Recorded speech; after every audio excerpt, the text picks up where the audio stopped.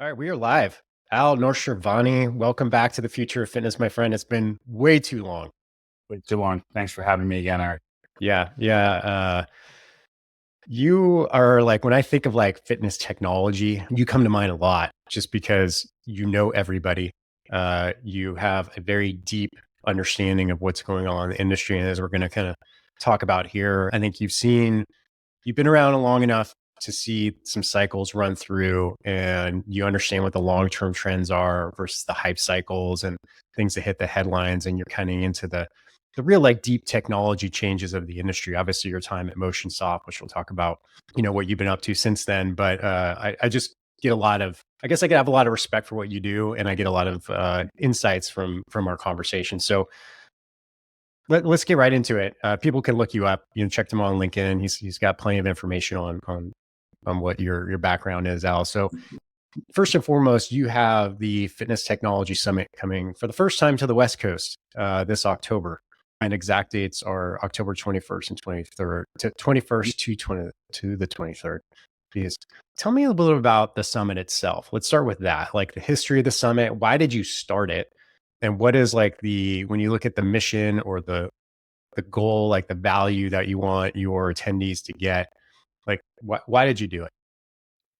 Yeah, so the summit actually started as the MotionSoft Technology Summit, and the first one we did was in New York City 15 years ago.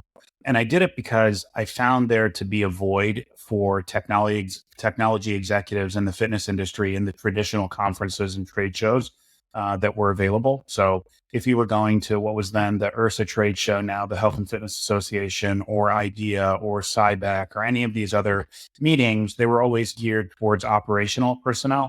And I felt like the technology folks needed to have a forum where they could exchange ideas. And technology folks tend to be a lot more open when it comes to idea sharing. So that first event was actually, as I said, in New York City, and we had Jay Blahnik, who is responsible for the design and development and the product roadmap for the Apple Watch, come with the first watch. He had it on his Cool. wrist. He wouldn't let anyone hold it in his hands. It was very Apple-esque, but he did walk around the room and let everyone sort of look at it, which was kind of cool. And we sort of created a little bit of buzz for the folks that were there. At MotionSoft, we had some great customers, of course, organizations like Crunch and Equinox and Town Sports that were all New York based. And that's why we did it up there. Subsequent to that, I obviously sold MotionSoft to Daxco in 2020, but I kept the fitness technology, well, what became the Fitness Technology Summit. Obviously, MotionSoft was the brand that Daxco acquired. So we rebranded as a Fitness Technology Summit, and we continue to grow it. Um, our mission is to create, obviously, a forum where technology, marketing, and finance executives, and most recently this year, CEOs as well, because we now have a dual track event.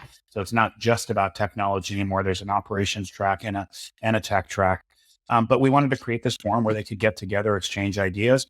And we sort of have a couple of other goals when we do the event. We want it to be a double bottom line event. Obviously, we want to generate income and revenue and all that sort of thing.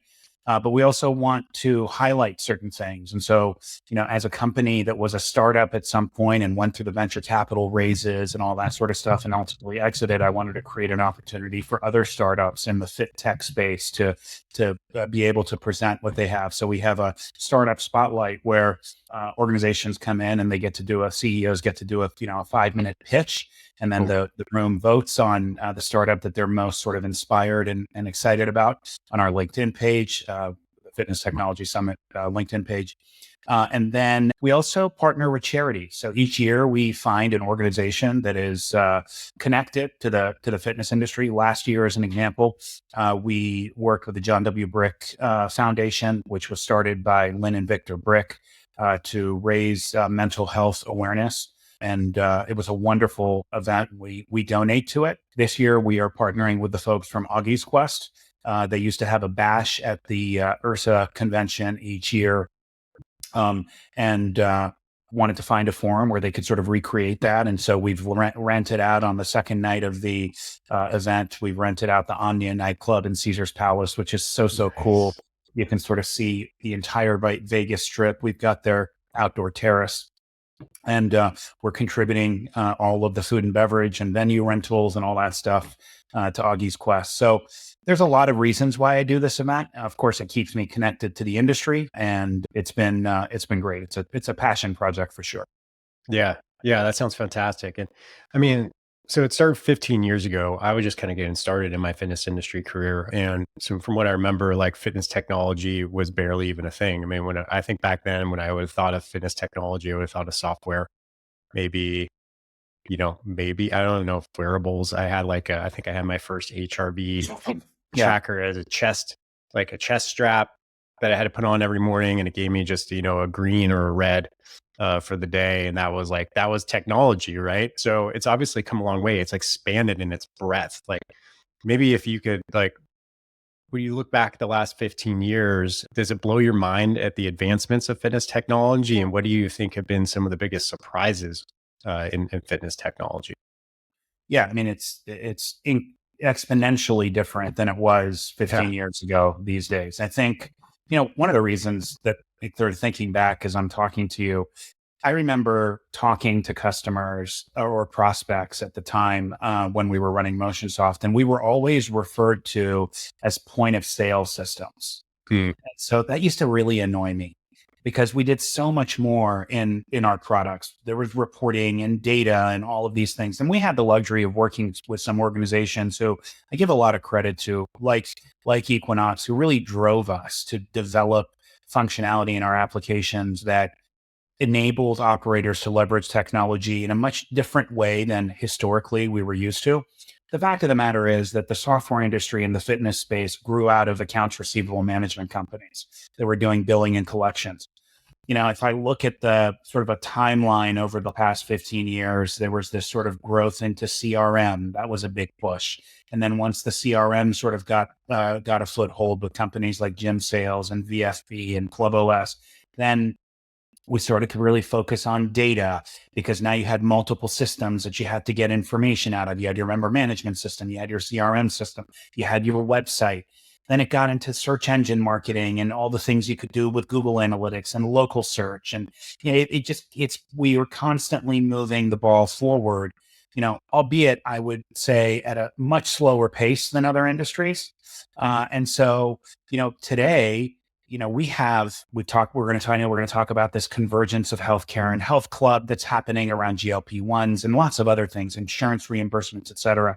But technology plays a role in all aspects of operations. And I think that we have finally started to make a transition from viewing technology as just a cost center and more so as a revenue generating center. And I'd encourage club operators to sort of look at their technology teams as a vendor, an inside vendor who is responsible for delivering solutions that are operationally oriented for your spa department or your food and beverage department or your personal training department or your group X department. So, it's now everywhere, right? Before it was just at the front desk and monthly billing.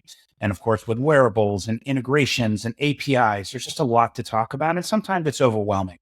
So, we think that the summit allows idea sharing, which is really key, networking opportunities, education sessions, and an opportunity for people to take something that they can implement in their organizations once they get back. Yeah. Awesome. Question of curiosity. Why do you think the fitness industry is slower to adapt with technology? Do you have any theories on that? I think January is a double-edged sword for our industry because it Hmm. comes around every year. People know that they're going to get this bump. Interestingly, the last couple of years, it seems to be smoothing out a little bit, right? And so I think that we have these sort of fulcrums in our industry where you get these massive influxes of people coming in, and everyone is always preparing for those. But it's much better to be able to do that sort of production on a more sort of in a smoother way over the course of a 12-month period.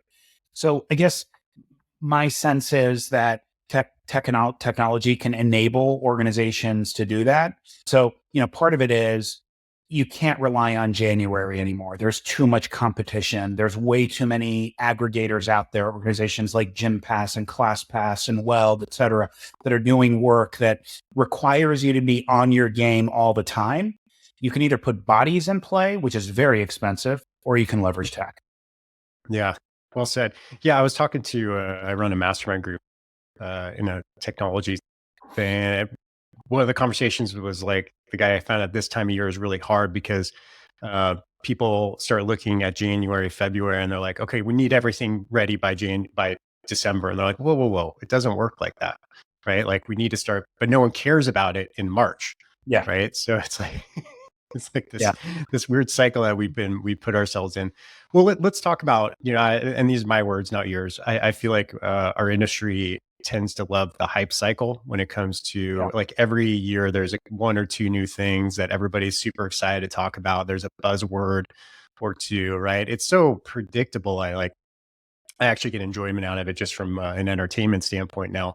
But this year I got to believe that you would agree that GLP-1 and artificial intelligence are basically in 90% of the conversations across the board. And I mean, even just like AI is like every dinner party I'm at, is comes up. So, when you look at those two kind of macro trends of 2024, like, do you agree that they are the two biggest things we should be talking about? And then secondary question is, what are we missing as far as trends that should be talked about? Yeah, I do. I do think those are the two biggest. And when you bring up the hype cycle, I keep remembering Web 2.0. I don't know if anyone remembers Web Oh yeah, 2.0. yeah, yeah. I'm old enough. That was 3 or 4 years ago when everyone was buying the virtual properties and, creating their fake avatars. I'm not sure what happened to all those fake avatars. I'm sure some people are succeeding with it, but yeah, it was total hype cycle. I think GLPs are a little bit different, and I'll come to Gen AI second. I think GLPs are different because they're not really necessarily driven by the fitness industry. And in fact, Web 2.0 wasn't driven by fitness either. But I think that, look, there's some ridiculous number, 150 million Americans that are now taking GLPs in some way, shape, or form. I don't think that we necessarily have to, in our industry, drive GLP adoption. It's happening because the obesity cycle in this country is what it is, and bariatric surgeons and general practitioners are prescribing these medications because people are dying because they're overweight. I mean, it's as simple as that. I have a friend of mine who's a bariatric surgeon, and he shared with me that in 2000, 1998 to 2000, when he graduated from med school, there were something like 500 bariatric surgeons in the U.S. that were providing bariatric surgery, bypasses, et cetera, gastric bypasses. And the need of those 500 met 2% of the US need for that type of surgery. Today, there are thousands of bariatric surgeons in the United States, and we still represent only 2% of the need that they have. And so I think GLPs are interesting for us as an organization because they solve one of the biggest problems that we have always had in the fitness industry.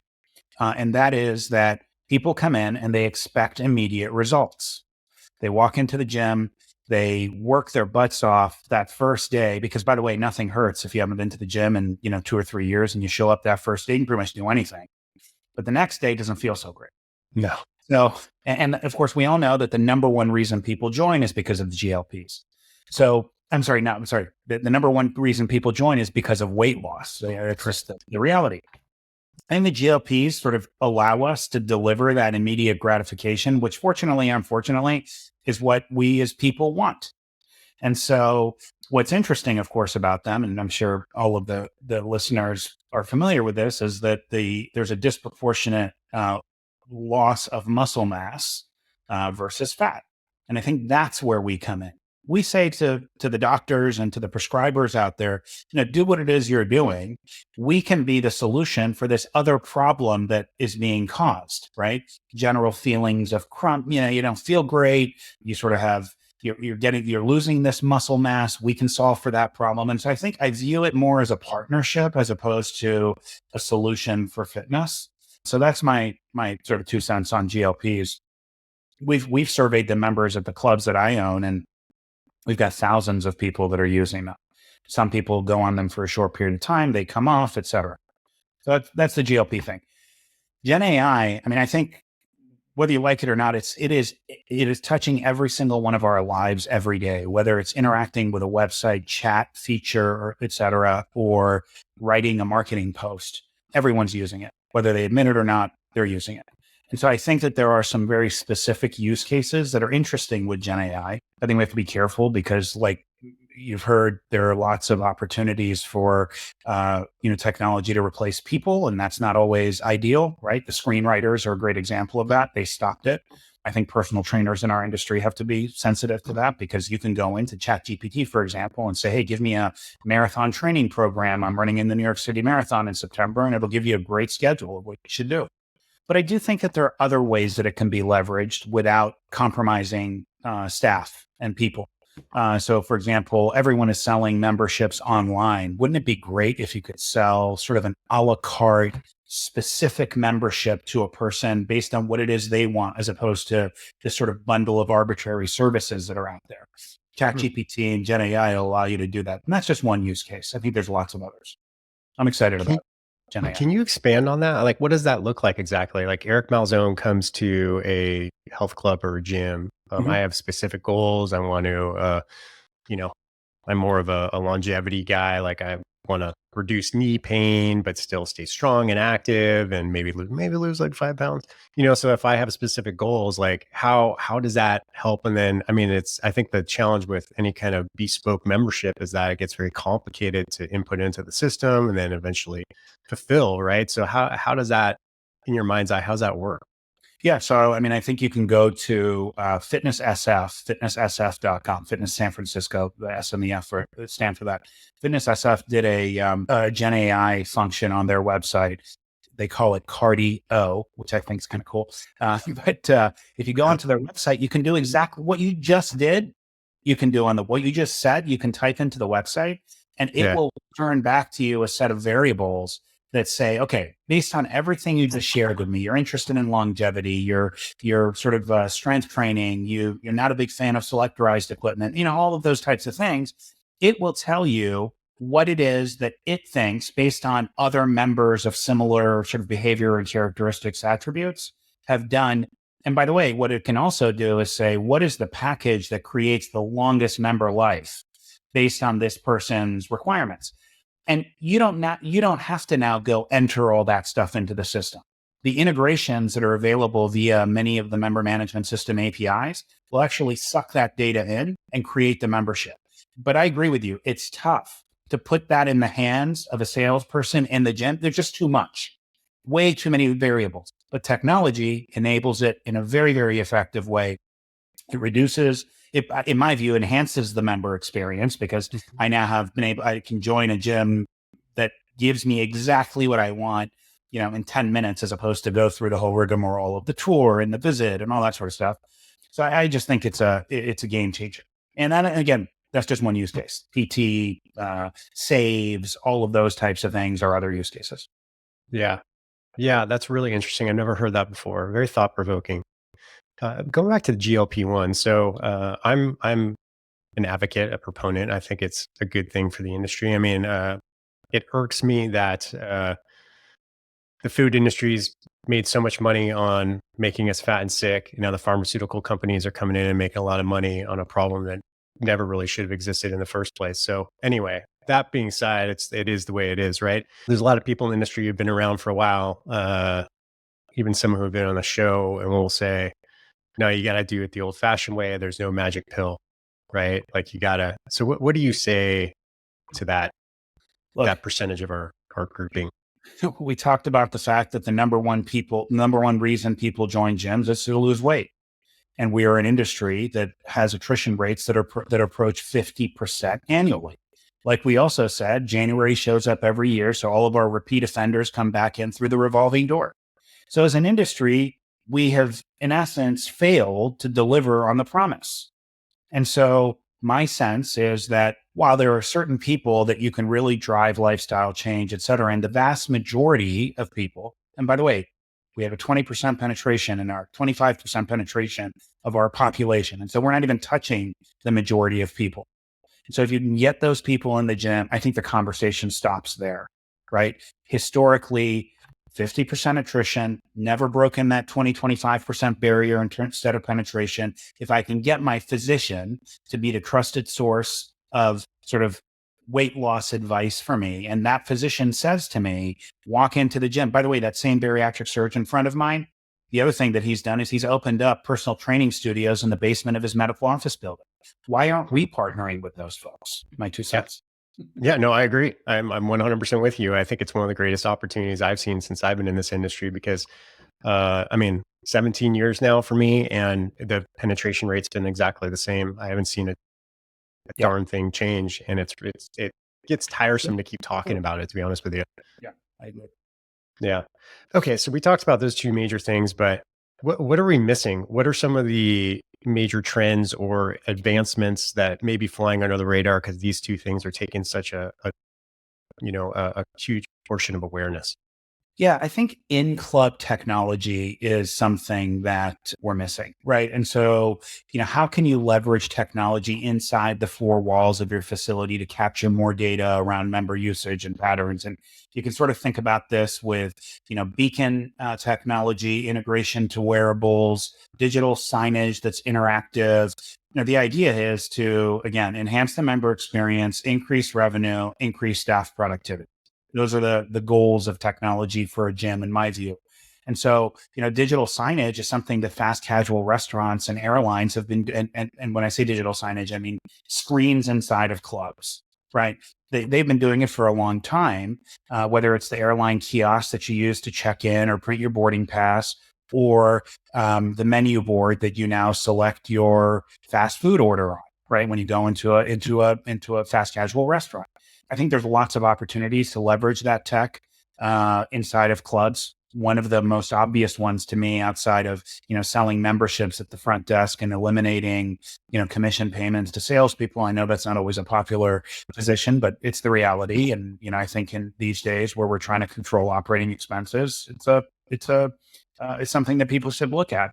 But one of the other use cases is, having interactive kiosks outside of group exercise studios so that a member can walk in and by virtue of walking past the kiosk, either with an integrated camera or an RFID or some sort of an NFC communication with their phone, being able to track what class they're in, how many people are there. That's a really manual process right now.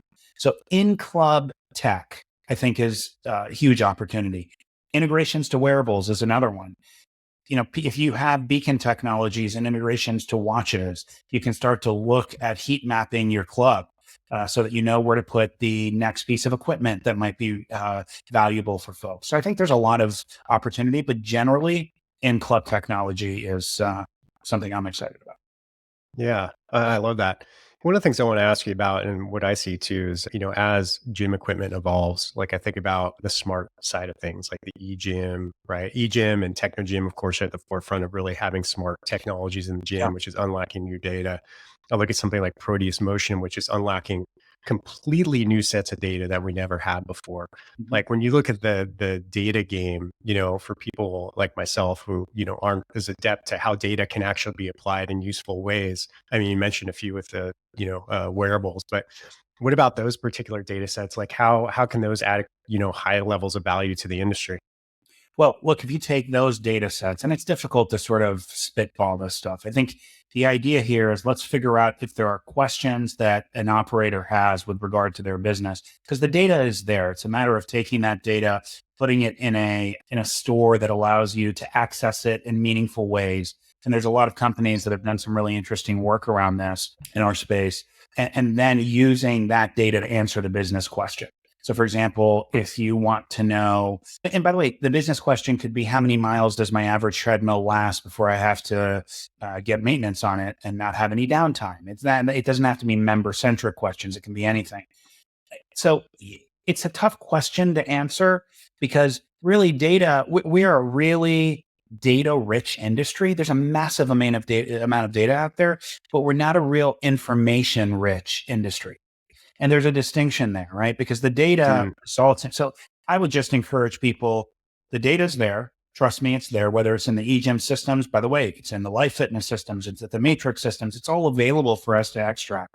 It's certainly available in wearables. It's certainly available in the member management and check-in system. It's all there. Find a partner that you think can work effectively with you if you have business questions and they can take all of the ambient data from these various systems, mash it up together and start providing you with answers. yeah, awesome. In a slight shift of the conversation here, I want to talk about industry events. Obviously, you've been doing this for quite some time. As we were talking before recording, I just feel like there's change in the air. Kind of the typical trade floor type event seems to be getting less and less popular, seeing a kind of a decline in that. But people do crave in-person events. There seems to be more popping up, right? I mean, we have, I don't know, the type of industry events I went to 8 years ago are very different than the ones I go to now. Now I go for more, business. Before I went for coaching and gym ownership, specific what I need, right? So when you look at kind of the evolution of industry events, like what are some of the things that you're noticing now, and how are you guys looking to meet the needs of the new, I guess, consumer demands? Well, look, I think our event, the Fitness Technology Summit, is a good example. People come to it because it's not just a trade show. There's lots of elements of education, research, networking.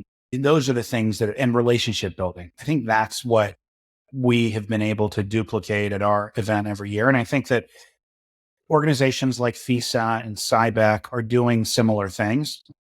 I do think there's still a really nice opportunity for organizations like the Health and Fitness Association, formerly URSA, to run their event, because I think it's great to have everyone in the industry come together. These smaller events tend to be, or these face-to-face events, or I think they're called the buyer sponsored events, or sorry, the seller sponsored events, where the vendors essentially pay my way as a buyer to go to these events.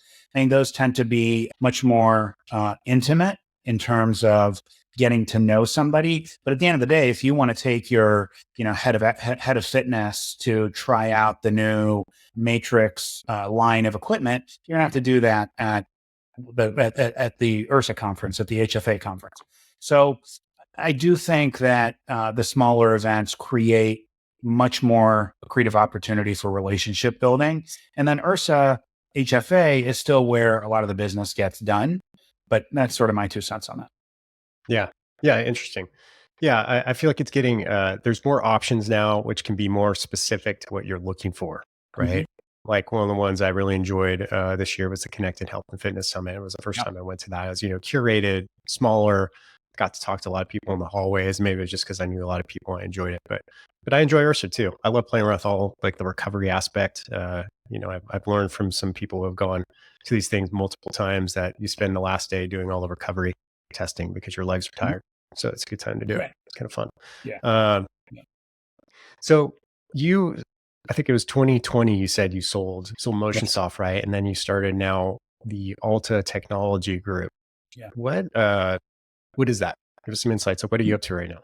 Yeah. So Alta Technology Group is a boutique management consulting shop for what I'll call health, beauty, wellness businesses. So consumer service businesses that are in those sort of segments.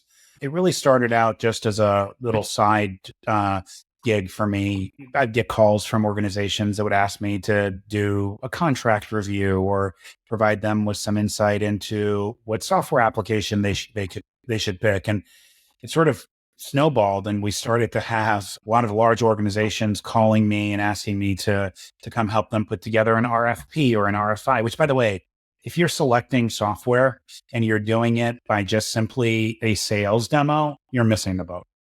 And this has become more and more apparent to me as I have continued to grow Alta, where my partner Tara Levin and I have grown the business now to 6 or 7 folks. And we're doing work for some of the largest health and fitness, some of the best brands in the fitness industry. And I think we bring a lot of value. I have to say, it is fun to sit across the table from all my old competitors because I know some of the tricks, and that's been a lot of fun for me anyway, and maybe perhaps not for them. But I think that as technology, as we talked about earlier, as technology has gained more of a foothold, having folks that are experts in it on your team is pretty critical. And so that's what we do. So we've got that part of the business, and then we've got our events business. On the events business, we're actually doing conferences and events, including the Fitness Technology Summit, for folks in the industry. So we work with some corporate folks that we put on their annual events. We work with some franchise companies, and we work with some software companies to put their events on, similar to what I was doing when I was at MotionSoft. Yeah. Yeah. Very cool. Sounds like you're having a lot of fun. Yeah, it's been a blast. I wasn't planning on working quite this hard after selling MotionSoft, but it has been fun. Yeah, yeah, that's great. Uh, I want to kind of look at some. I've always love having someone like you on here and getting some insights on things like this. But I want to go back to AI again. Hmm. So, a lot of people talked about. There's a lot of concern, I think, all over the world in every industry about how AI is going to affect particular occupations within an industry. I think for our industry, personal trainers are a little concerned, but let me put a time horizon on this 2030. Okay. And we have no idea. Everything seems to be advancing so much faster than we thought. But who should be planning for some change in their lives? Do you think who should be a little bit concerned? Who should be looking to leverage? What kind of maybe heads up can you give our industry right now? You know, any time in the last 50 years, you could have gone and bought a book on, what to eat. You could have gone and bought a book on how to exercise. You could have done all these types of things. And if you had stuck to it, you would have succeeded. The reality is that, as social creatures, I think we need more than just a list of things to do. I mean, I know inherently that if I go for a 5 mile walk every day, I will see results, and yet I don't do it. I think personal trainers, while I understand that there may be this initial sort of concern that they are going to get replaced by I think it's somewhat misfounded. I'm not sure I fully believe it. And there could be a small population of people that sort of embrace it and start to implement them and get rid of their trainers. But at the end of the day, having somebody who is standing behind you and sort of encouraging you and advising you in real time as to what you should be doing, how you should be doing it, and keeping you accountable, because the reality is that a computer is not going to keep you accountable. um, I think the trainers are safe, to be honest. I do think that trainers should embrace what is out there and incorporate Gen AI into their routines. And I think that the new products and new technologies are going to come that are going to enable people to do that. So, for example, if I'm a personal training client and I am in traveling, right, and I'm in my hotel and I want to do my training regimen, having an AI based application that ensures that form on a bench press is right, I think is powerful. I think that's helpful. It's still not going to keep me accountable, but perhaps it'll stop me from hurting myself. And so I think that, we tend to be in this industry technophobes and we don't necessarily adopt things. And sometimes that's good, i.e., what 2.0, and sometimes not so much. And so my sense is that there are ways to incorporate AI into our businesses without compromising our staff. And that's the direction that I hope it goes. Yeah.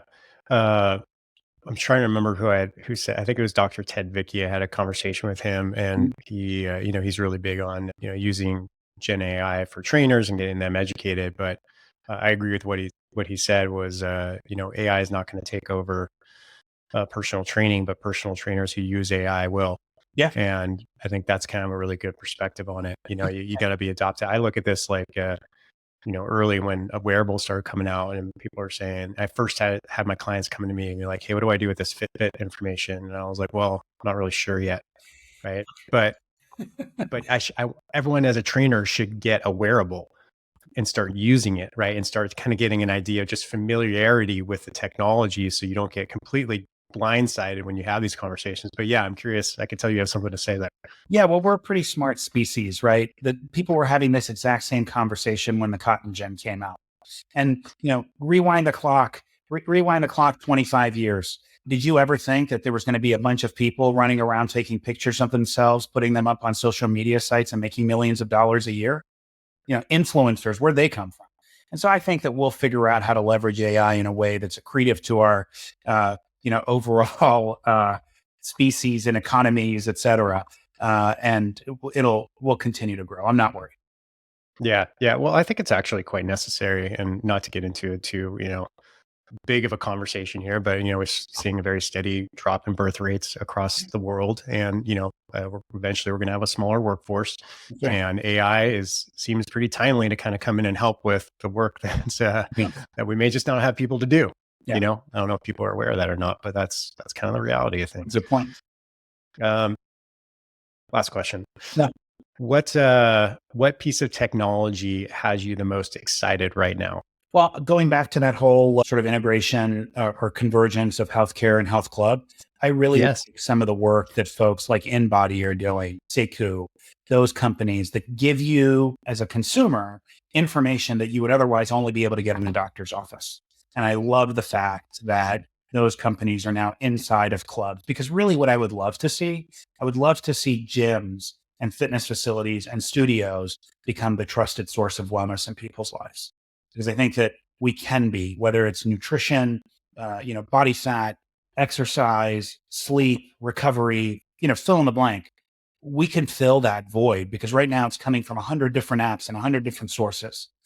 So that's what I'm really excited about. I love this. I love what's happening there, and all the insurance and all the other stuff aside, right? That's all sort of the gravy, if you will. Just the information that we can give consumers is just pretty powerful. Yeah, well, I think one of the greatest things I'm really excited about is that this whole shift to longevity, not because of it's a buzzword, but it changes the consumer's mindset from like, hey, this is something I need to do for 8 weeks to lose 20 pounds, Yeah. right? Or to get ready for, my wedding or whatever it may be, to like, no, this is actually what you do for life. This is it, right? This Yeah. is part of the formula. Yeah, I read something about lifespan versus health span. Hmm. And I think it's a pretty powerful statement, right? I mean, you can live a long life, but live miserably for the last 20 years. Or you can live a long life and have that last 20 years be comfortable. And I think that's where we fit in. Yeah. Yeah. Awesome. So people wanted to go to Fitness Technology Summit. I think the website is just Fitness Technologies. What is the website and the information on that? Oh, Yeah, so it's an invitation only event. At okay. this point, we are fully sold out as far as sponsors and vendors in the space go. We keep it Congrats. very tight. Thank you. We have a few tickets remaining. And if people send me a note, al at getalta.com, getalta.com, and mention that they heard about this through your podcast, Eric, I'm happy to extend them a discounted ticket. Awesome. Awesome. Appreciate that, Al. Yeah, Yeah, always a pleasure. And I'm gonna see if I can make it out there in October. It sounds like I haven't been to Vegas in a long time. So it it's sounds not a like a problem. pretty yeah.